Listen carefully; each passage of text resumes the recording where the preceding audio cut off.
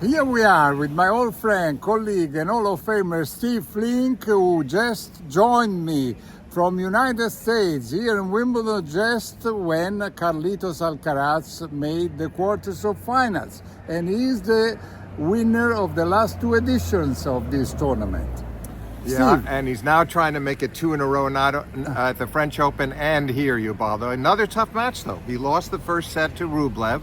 He led 5-4 in the tiebreak, had a chance to serve it out and didn't win another point. And but from there, from the middle of the second set on, there was no doubt in my mind that he was going to win that match. And he came through in the end pretty comfortably in 4 sets.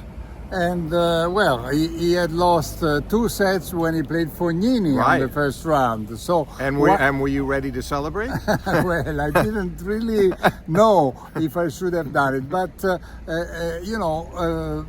Yannick Sinner has lost only 17 games, Right. not even one serve and not one set in this tournament. So, but how important is that? Sometimes it's not that much. Well, we've seen with Alcaraz time and again, it's not that important, frankly. I mean, yes, he'd like to be playing a little better and not losing these sets, 4 sets so far, but look at the French Open last year as an example. 5 sets against Sinner in the semis, 5 sets against against Zverev in the final, 2 sets to 1 down against both players. Who won the title? He did. So it's not always a barometer with him. Yeah. And also at the last Roland Garros, Yes, he won in 5 sets versus Sinner. Triple match point down in the 4th set there, 5th set tiebreak. So there were so many times he looked certain to lose that match. So he just has this way of being, he doesn't seem ever afraid to lose. There are nights and days where he doesn't play his best and he does lose, but he doesn't fear it. Yeah, and look, and today the last British survivor, Cameron Norrie, made the quarters of finals, and he will play Alcaraz. Today he had to play 5 sets to beat Jarry, coming out of the qualies. Yeah, it was a great effort. He saved all 8 break points he faced. Never lost his serve in 5 sets. He lost a couple of tie breaks, and so will he be weary? Will he be debilitated? I don't know. I think with the day off, I think Norrie's in good shape and thrilled to be in the quarters with. And they were joking with Alcaraz after the match about who will the crowd root for in that match. Yeah. They'll root for Norrie. They'll be respectful of Alcaraz, but the crowd will get fervently behind Norrie, I suspect, who inevitably will do a lot of fist pumping, Ubaldo. Yeah, and then the other 2 players who made the quarters of finals today are Taylor Fritz and Karen Khachanov. And Fritz had played twice 5-setters.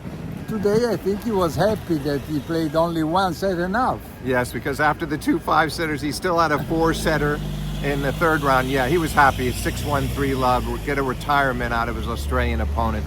He was, I think, happy with that. He said the right things and he doesn't like the idea of Thompson having to retire, but he needed a break, and he got it.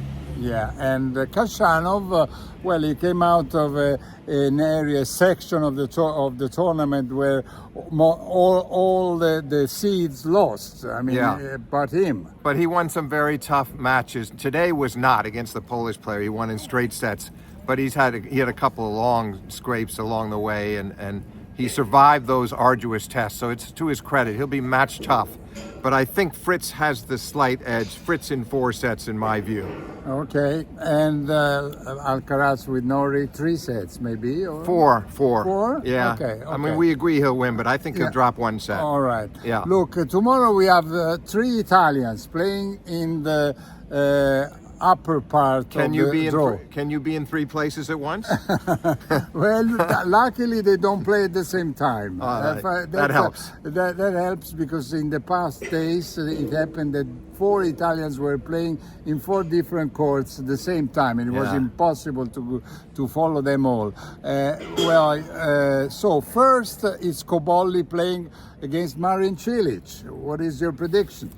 No, I like the fact that Cilic followed up on his big win over Draper and beat Munar in 4 sets. I'm going to go with him again, but I've been very surprised by Cabali, how well he's played this tournament. I don't understand how he beat Mencic in straight sets. Destroyed him. 6-2, 6-4, 6-2. Yeah, I mean, Mencic is one of the better servers in tennis. He just made him look bad in that match. So Yeah. I can't say I don't give him a chance, but I'm giving Cilic about a 55-45 edge going in. Okay, well, don't forget that Cilic is 36 years old. Oh, I get that. But I think he's on a good roll, Ubaldo, and it's his surface, and he was in the finals here in 2017, losing to Roger. He loves the grass, so I think the conditions suit him, or give him a slight edge, So I'm going with Cilic in either long 4 or 5.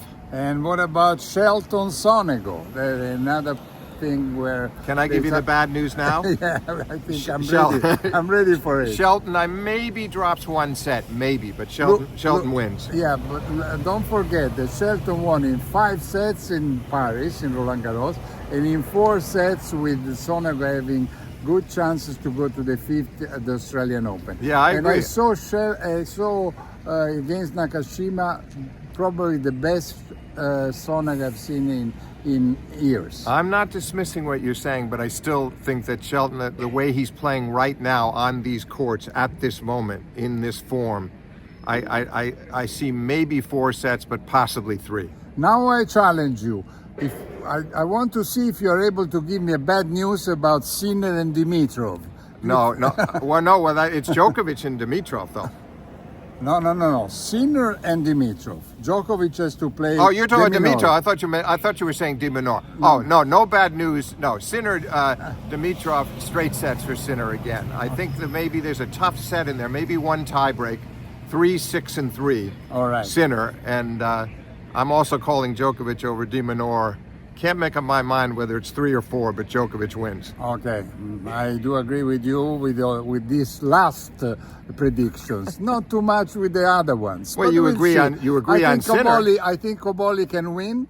You do. But will he win? Yeah. Well, I'm positive. They played twice. Yeah. And both times Cabali won. True that on grass may be a different story. Right. What about also Cilic right now is kind of revitalized. You know, he's going. This has been unexpected, and he's had a comeback year, so he's on a high. That's why I like his chances. All right. Quickly about the women today. I mean, Sabalenka had to fight, but finally she won against a good Mertens. Yeah, Mertens, they know each other's games inside out. They won a couple of majors and doubles together, but good performance from Sabalenka, following up on her win over Raducanu. She's getting close to the top of her game. Not there yet. Okay, Pavlyuchenkova won, and I mean, I think all the other matches were more or less following the predictions. No? Yeah, that was a good follow-up because Pavlyuchenko, she just had beaten Osaka. Big 3-set win over Osaka. No letdown today. Impressive. Well, okay, listen, thanks a lot to Steve Flink, my old friend, colleague, and Hall of Famer, and see you tomorrow with Steve. Thank you, Ubaldo.